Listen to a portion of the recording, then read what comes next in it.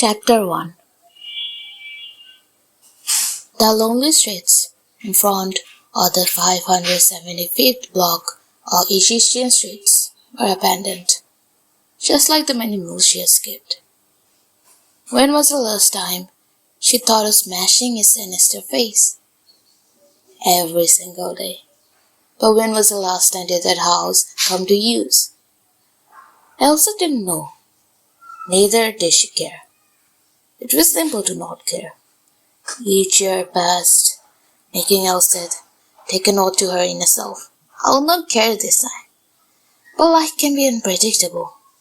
Addictions as uncontrollable as an addict's mind. And so did obsessions.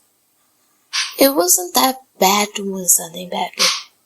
In Elsa's case, she wanted to assassinate Angus MacLeod badly.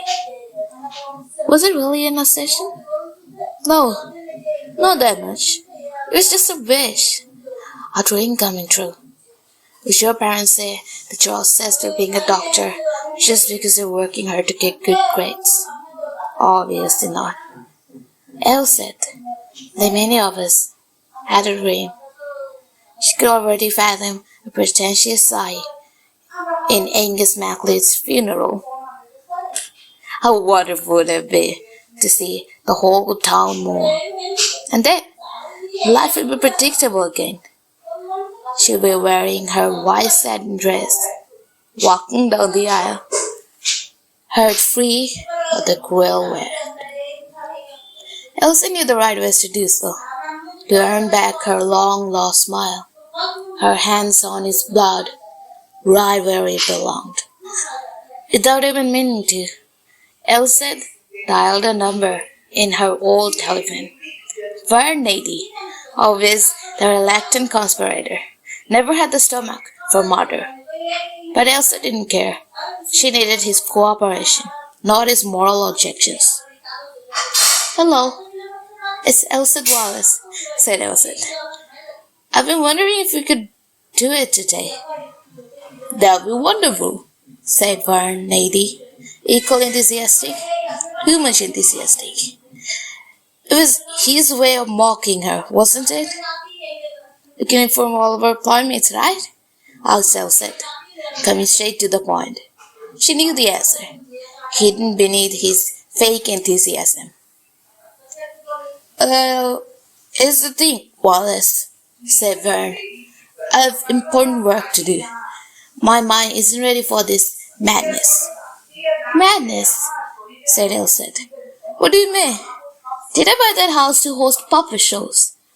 No, I mean, Vern's line shivered, his clever mind searching for the correct words to calm her. Killing Angus MacLeod wouldn't be wise, considering his impressive pack of sniffer dogs. So what? asked Elsa, desperation written in every word of her sentences. She was clearly on the verge of her deep-seated anger.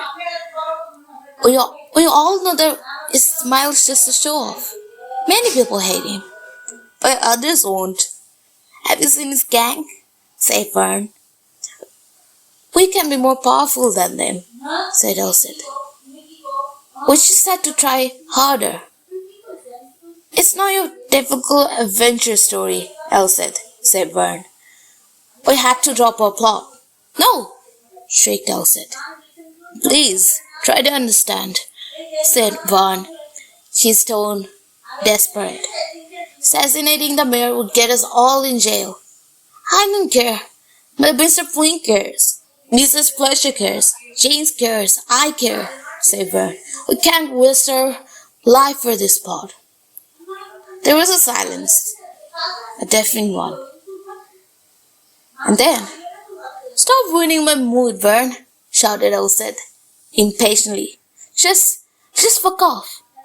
The line went dead, leaving Elsa with a pounding heart and a wicked grin. Vern was surely going down next time.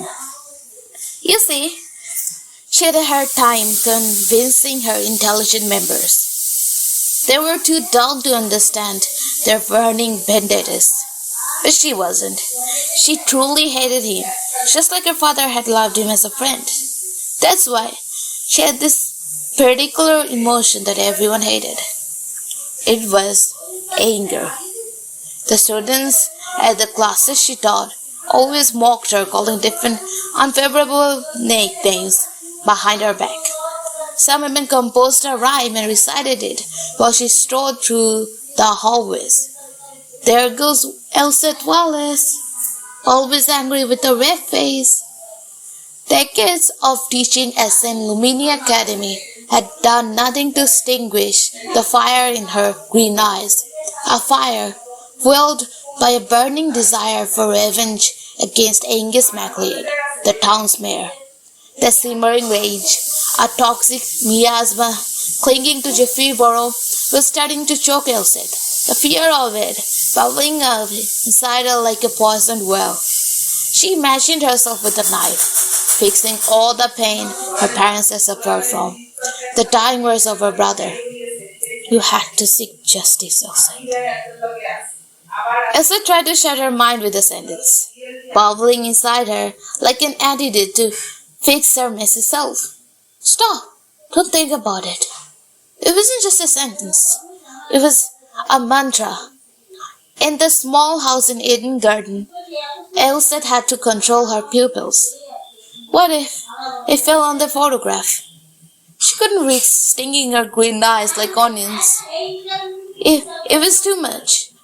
Finnegan Flynn had been her fiancé for nearly 12 years since she joined St. Luminia. After 2 years of berating Angus MacLeod's supporter, she made his case. The wires of the telephone creaked under her grip. If Flynn dismissed her again, she would snap more than the line. There was no time for the cowardice. Every delay brought them closer to failure, closer to Angus's smug grin mocking her once more. The telephone rang, louder in her ears. Elseth Wallace could already feel the heat rising in her cheeks. Uncomfortable, yet satisfactory.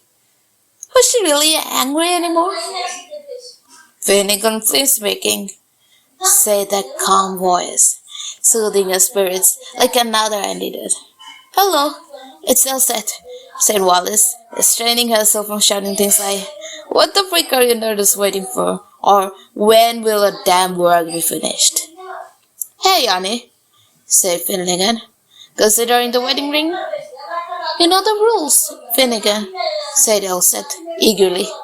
I'm not doing anything to my life until I kill him. Shh, whispered Finnegan, gently getting past his colleagues, his footsteps audible through the line. Elseth, why'd you do this to yourself? Flynn's voice wavered, caught between love and dread. Why can't you let it go? I'm not up for a lecture, said Elseth. Listen to me. The line went silent. Finnegan's soft breath audible through the line. I want the meeting to be today, said Elseth, in a bossy tone which made Finnegan act like a little kitten. It's not a request, it's an order. Today evening, every one of our members should be present at the Egyptian streets. Got it? Okay, I'm gonna inform them, Finnegan said, the words heavy with a disappointment that mirrored her own. Finnegan, hold on. Elseth thought about it for a moment, silence bestowing between them. Yes, Flynn barked, impatient, waiting for her to spit anger at him. Elseth took a deep breath. And then she said, Finnegan, Elseth's mouth opened, the word love trembling on her lips. She needed to say it, to make him understand. But it was too late. The line died, leaving Wallace gasping with a broken wire. The word love echoing in the empty space where his voice had been. A ghost of what might have been. No, she cried. Why was there pain everywhere? Why did it hurt seeing the wire? Why were her own hands, strangling her? Elizabeth Wallace threw it on the floor, slammed her hands on the table, and glared at the photograph on the wall, the one thing she couldn't destroy. Not until Angus MacLeod's face joined it, frozen in black and white. Could she ever succeed in keeping her dear ones near her?